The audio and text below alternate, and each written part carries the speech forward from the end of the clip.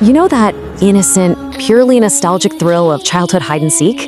You find the absolute perfect spot. You're crouching in the dark, barely holding your breath. Well, imagine the sheer, icy terror of realizing that an uninvited predator has silently joined your game. In this explainer, we're going to break down 3 seriously harrowing real-world case studies drawn right from the popular YouTube channel Mr. Nightmare. We're going to analyze exactly how a universally understood everyday children's game actually provides the perfect framework for pure, primal terror. Let's dive into the anatomy of fear. Taste 1, the sanctuary invaded. Okay, so we're starting with the breakdown of the ultimate safe space, your own home. Picture a 15-year-old and his best friend Chris hanging out alone on a Friday night playing hide and seek in a locked, totally darkened house. The true horror here is that the threat is already inside with you. Imagine you're the one hiding under a guest bed in the pitch black. Suddenly, you hear heavy footsteps enter the room, shuffling shoes, heavy breathing. You hold still, but then, silence. The person just leaves. Eventually, our hider gives up, walks downstairs, and calls out for his friend. And Chris answers, but he answers from the basement.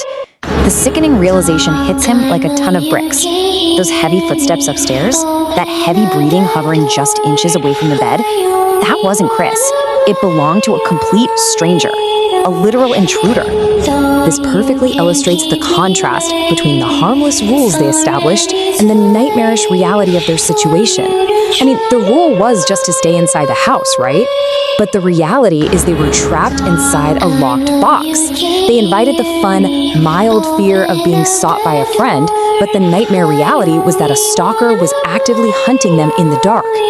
And as the boys sat completely frozen downstairs, they experienced this terrifying sensory escalation. First, they hear a heavy bump from upstairs.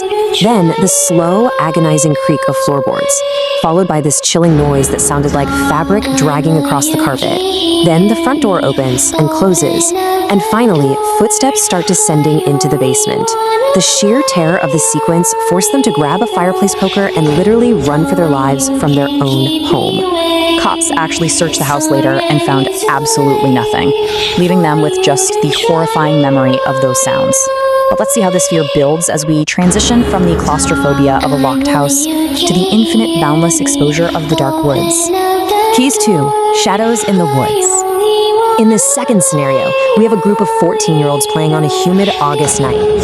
Their neighborhood backs up directly to miles of dense forest, where the trees just swallow all the ambient light.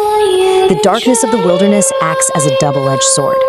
Sure, it perfectly hides the players, but it also brilliantly masks any uninvited hunters just passing through.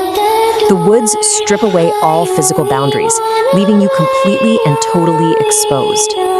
I want you to put yourself in the seeker's shoes for a second. You're swinging a flashlight through the quiet trees.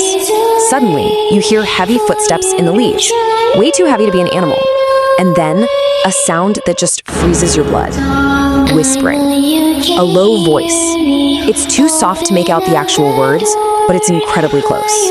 And you know for a fact it doesn't belong to any of your friends. And here is the chilling climax of this case. After the game ends, one of the boys, Matt, casually mentions something absolutely terrifying. He says that while he was hiding, he saw a tall man standing totally motionless in the dark woods, not moving, not speaking, just quietly watching their game. It really goes to show, when you hide in the woods, you literally never know who might be hiding out there with you. Case 3, the daylight imposter. Now this final case study completely subverts everything we expect from the horror genre. The threat doesn't wait for nightfall. It boldly walks right up to a group of friends in broad daylight on a hot summer afternoon. An unfamiliar, older teenager, calling himself Keith, infiltrates a group of kids playing basketball, and he throws up immediate, terrifying red flags. He walks directly out of the woods, he already knows the property is perfect for hiding, he's the one who suggests playing manhunt, and he eagerly volunteers to be the hunter first.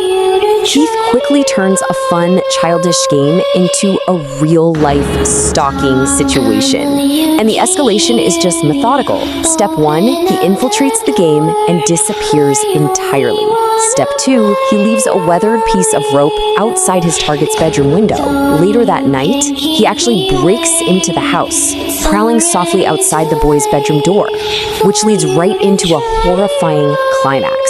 Because at 2 a.m., the 14-year-old wakes up to the unmistakable sound of nails dragging slowly on his window glass.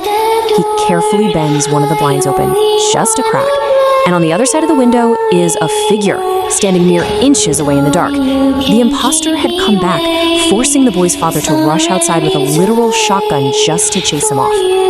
Which brings us to the ultimate primal fear. So, pulling all these intense case studies together, what does this all mean? We can clearly see that hide-and-seek taps directly into our deepest psychological vulnerabilities through something called engineered vulnerability. You're deliberately exposing yourself to the thrill of being hunted. But the true horror isn't just the intruders themselves. It's that sudden, jarring realization that an actual predator has accepted your invitation.